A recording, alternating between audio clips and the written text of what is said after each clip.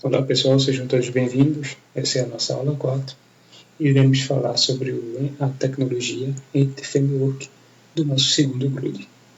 Bom, eu apresento aqui para vocês o Entity Framework Codefist, porém eu gostaria de ressaltar que o Entity Framework possui 3 versões. O Entity Framework Codefist Fluent API, o Entity Framework Codefist Data Notation e o Entity Framework Database First. Para o alvo deste curso, nós iremos utilizar o Entity Framework Codefist Fluent API. Qual o grande diferencial entre o Entity Framework e o ADONet? O Entity Framework ele se diferencia bastante do ADONet, pois ele tem um controle maior absoluto sobre o meu código. Como assim? Toda a minha representação do meu banco ela fica em uma modelagem realizada no meu código, através de um arquivo de configuração do meu código. Então, aquela modelagem que a gente aprendeu na nossa aulinha de banco de dados, ela fica representada no meu código, eu posso manipular ali. E isso também é, muitas vezes, a grande dificuldade em comparativo ao ADONet, porque apesar de ter toda aquela configuração no meu código, às vezes isso fica muito custoso de eu realizar configurações na minha base através do meu código. Então, se você necessita de uma manipulação mais precisa de suas carry, insert, update, delete, select, se você tem muitos left joins, muito outer joins, muito inner joins, talvez o mais aconselhado seja você utilizar um ADONet da vida ou um Dapper, que é uma evolução, poderíamos dizer assim, do ADONet. É um micro-ORM que utiliza por debaixo dos panos o ADONet para realizar seu CRUD. Agora, se você tem um repositório onde você não terá muitas modificações na sua base será sempre basicamente a mesma coisa, então pode-se utilizar de bom modo aqui o Entity Framework. Não que você não consiga fazer o que você faz com o ADONet no Entity Framework, só que às vezes fica um pouco mais custoso.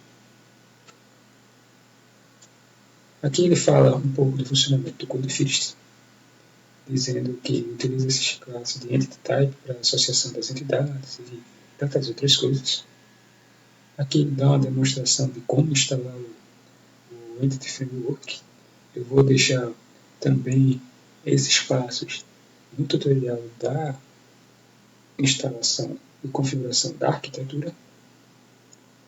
Aqui ele dá uma demonstração de coisas pré-definidas do próprio Entity Framework, por exemplo, string mapeado com a varchar massa, que muitas vezes isso aí não é uma boa prática, mas você pode manipular esses dados via código.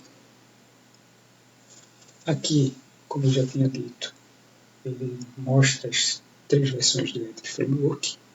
No nosso caso aqui, iremos utilizar o Entity Framework Codefist Fluent API.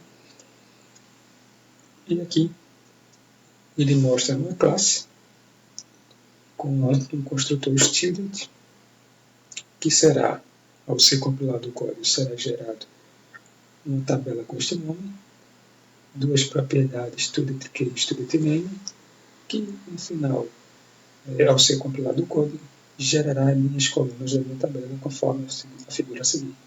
Eu tenho a minha tabela student e eu tenho as minhas colunas student key e student name. Aqui eu tenho a demonstração do Fluent API para a montagem da conexão. No caso aqui, isso aqui seria, se pudéssemos assim comparar com a ADONet, a nossa connection string. Aqui é os nossos dbSet, que irá imputar realmente na nossa base de dados as tabelas. E aqui é a montagem dos mapeamentos que iremos realizar nas nossas tabelas da nossa base de dados. Aqui é uma representação daquele contexto já compilado e criado na nossa base. Aqui ele dá um diferencial entre o Fluent API e o Data Annotation.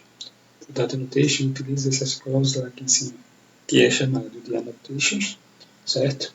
Para representações dos mapeamentos da base de dados. Já o Fluent API usa bastante o Lambda e alguns critérios próprios deles para os mapeamentos da minha base de dados. Aqui eu tenho um versus o outro. Aconselho a vocês a dar uma pesquisada mais avançada na internet sobre o Codefirst Fluent API. E aqui ele fala que eu posso fazer todos os tipos de relacionamento da minha base de dados, one-to-one, one-to-many. Porém, se vocês perceberem, é um pouco mais elaborado, o que muitas vezes torna um pouco custoso as configurações. Se você tem um banco muito grande com muitas manipulações, talvez seja melhor, como eu já tinha dito antes, utilizar-se da tecnologia ADNet. Bom, pessoal, para esta aula é isso. Espero vocês na próxima. Até mais.